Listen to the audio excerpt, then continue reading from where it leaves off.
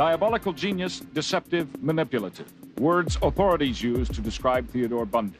The authorities also say Bundy's trying to head off execution by confessing to some of the murders he's suspected of and by hinting that he'll provide details about the other killings. Bundy was one of America's most notorious serial killers, a kidnapper, rapist, and necrophile. He was not mentally ill in the sense of somebody who was psychotic, didn't know what he was doing. He knew very much what he was doing. And it was that very normal but charismatic image of a preppy college student that allowed Bundy to get close to young women who would become his victims. He first arrived in Salt Lake City in August 1974 to study law at the University of Utah. But in the fall, young women started disappearing. Nancy Wilcox was the first, a 16-year-old who walked out of her home in Holiday, never to return. 2 weeks later, Melissa Smith, the Midvale police chief's daughter, vanished. Her nude body was later found in the mountains. She had been strangled and raped. 3 weeks later, 17-year-old Laura Amy disappeared near Lehigh. Her body was also found in the mountains, beaten, raped, and strangled. 23-year-old Nancy Baird of Layton disappeared from a gas station where she worked. Her body has never been found. On November 8th, 18-year-old Carol Durant was taken by a stranger at Fashion Place Mall in Murray. She managed to escape. Later that night, Debbie Kent disappeared after leaving a play at Viewmont High School. Carol Durant told police she was shoved into a Volkswagen and handcuffed by a stranger before escaping. Bundy had been jailed weeks earlier by a Utah Highway Patrol trooper for failing to stop. Durant picked him out of a lineup, and Bundy was charged with kidnapping. During the trial, Bundy put on the charm. Both in and outside the courtroom, he professed his innocence. Yes, I intend to complete my legal education and become a lawyer and be a damn good lawyer. Where her body is, what he did with her. It's the only thing I want to know. Bundy was convicted of kidnapping, sent to the Utah State Prison. Meanwhile, police were trying to link Bundy with the deaths of Smith and Amy and possibly Kent and Wilcox. But Bundy's reign of terror had extended to Colorado, where women disappeared and later turned up murdered. In 1977, Bundy was charged with their murders and sent there for trial. Bundy acted as his own attorney and escaped through the window of the law library. He was captured when he got lost in the mountains and drifted back into town. Despite tighter security, Bundy escaped for good the next time using a vent on the ceiling in his jail cell. 2 weeks later, a pair of co-eds at Florida State University were found brutally beaten, sodomized, and strangled. 2 other co-eds survived the bludgeoning. Police said it all happened within 15 minutes. 3 weeks later, a 12-year-old girl was brutally murdered. Her remains were later found in a pig barn. Ted Bundy, who by now had taken on a new name and look, became a suspect after he was pulled over during a routine traffic stop. Again, Bundy acted as his own defense, but he was convicted of the murders and sentenced to death. Okay, I'll turn the recorder on. We'll do what we can, and I think we can do something. 2 days before his execution, Ted Bundy was ready to talk about the young women from Utah who went missing and later some turned up dead. Salt Lake County Sheriff's Detective Dennis Couch was one of the many detectives in 1975 investigating the deaths of Nancy Wilcox, Debbie Kent, Laura Amy, Melissa Smith, and Nancy Baird. Bundy was convicted of 3 murders in Florida and was scheduled to die January 24, 1989. But 48 hours before, Couch got the call to meet Bundy. And she very curtly said, "You have 30 minutes, do you want it or not?" I said, "Yes, I'll be there, I'll be there." Around 7:30 on a Sunday night, Couch was inside the Florida prison waiting for Bundy to arrive. I could hear chains rattling like there must be Bundy coming down the hall. Couch was taken to a room where Bundy was already sitting with head down. It was obvious that he was extremely tired and lethargic.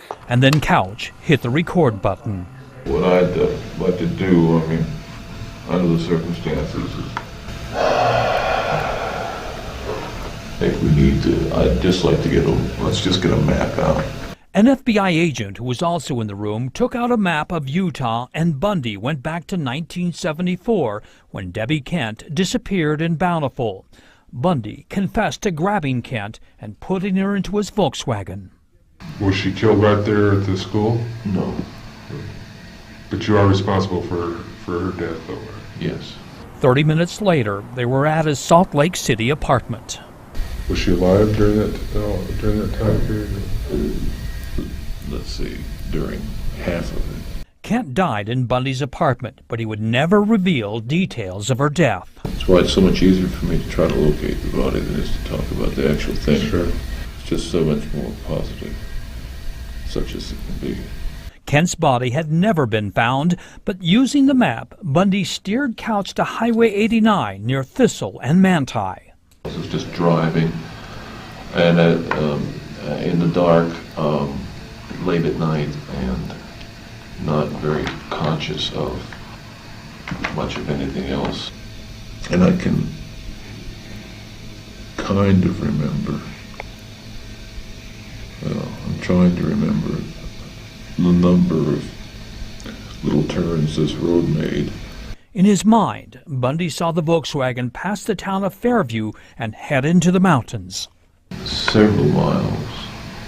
Oh, well, this should help. There seemed to be, just in the outskirts of this town, iron barrier. It's a gate that swung across the roadway. It looked like it closed off that road for some reason. How deep was the grave? Approximately 3 feet, 2 to 3 feet deep. Did her clothes remain with her? No. By now, the half hour with Bundy had turned into an hour. And I was extremely frustrated with what was taking place, but I know that Bundy wasn't going to open up and talk to me anymore about any of the girls that he was responsible for. My mind is tied in knots right now. Everything together, and so I'm having a hard time. Couch still had 4 girls to cover: Melissa Smith, Laura Amy, Nancy Baird, and Nancy Wilcox, whom Bundy recalled snatching her near Holiday. I don't remember exactly what she was wearing. She was wearing like casual clothes. Were you able to have any conversation with her? Not really. Not much. I mean, nothing noteworthy. She was ushered into there and restrained and then placed in the car and taken to the apartment. Now, at what point would she have been killed? The next day. Couch said Bundy gazed at the map and remembered heading south with Wilcox's body. It's late at night, and you're just making sure you're obeying the speed limit because you know that there's probably some cop in that town is going to try to make his quota with you. On the map, he recalled passing through Scipio, Fillmore, Beaver, before pointing to the area near Capitol Reef National Park. We need better maps. That would help. We need just a clearer picture of what it looks like. Couch showed Bundy the pictures of Nancy Baird, Melissa Smith, and Laura Amy. I'm just having a hard time placing the names are starting to get all mixed up. I don't remember her name. I don't know who it was. It could have been one of these. Bundy had no recollection of encountering Smith or Amy, but he denied killing Baird. The interview with Bundy inside the Florida prison was now approaching an hour and a half. Couch knew Bundy was exhausted, but the detective also felt Bundy wanted to clear his conscience. I'm not looking for anything. I know. I don't understand. I understand now a lot of stuff about myself that I didn't understand then, and it makes me realize what was going on. The senselessness of it appalls me, although I'm sure not as much as those who were so close to it. It was the closest Bundy ever came to offering an apology. But I think for the family, the important thing would be to find the body. Using Bundy's directions, searchers later found one small kneecap bone belonging to a young woman believed to be Debbie Kent. And despite a search near the Capitol Reef National Park, Nancy Wilcox's remains were never found.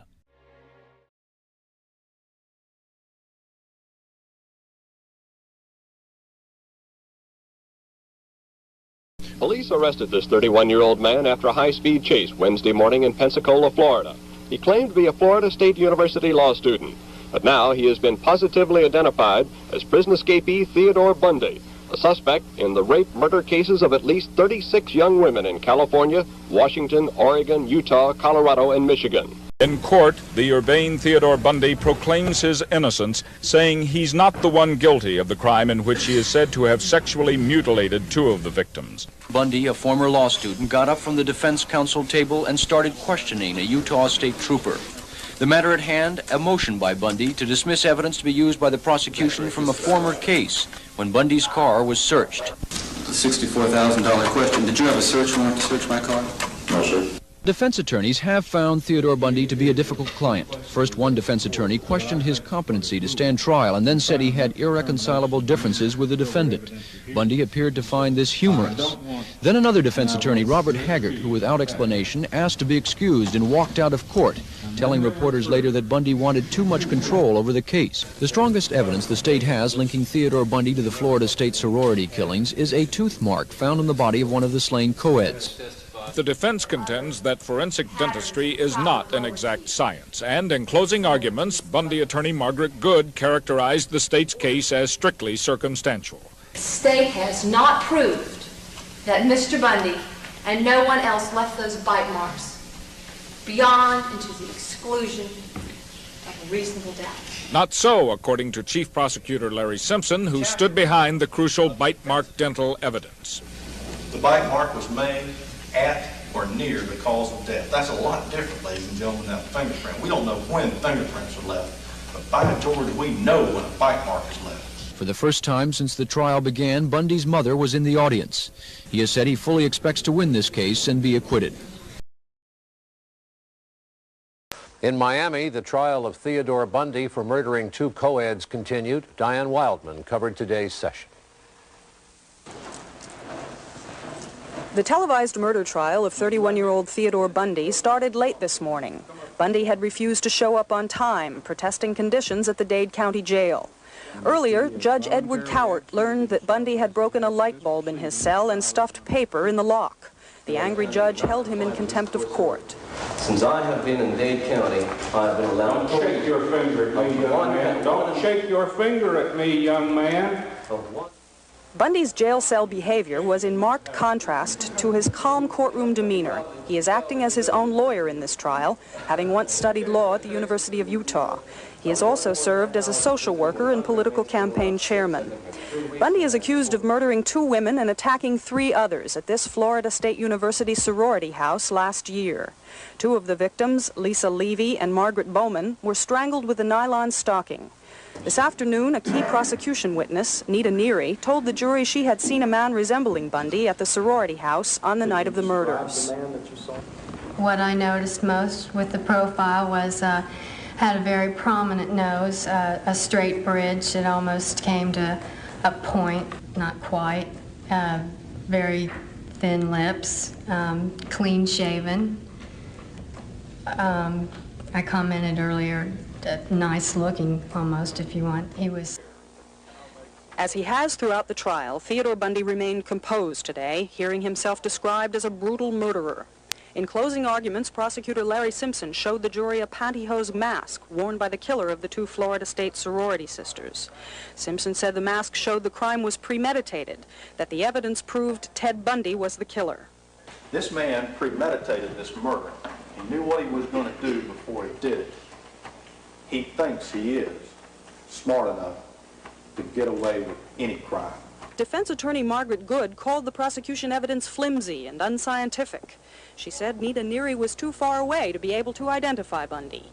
As for the dental testimony, Good reminded jurors the defense had presented its own witness, who said it couldn't be proved that Bundy's teeth had made the bite marks because his dental pattern was so common.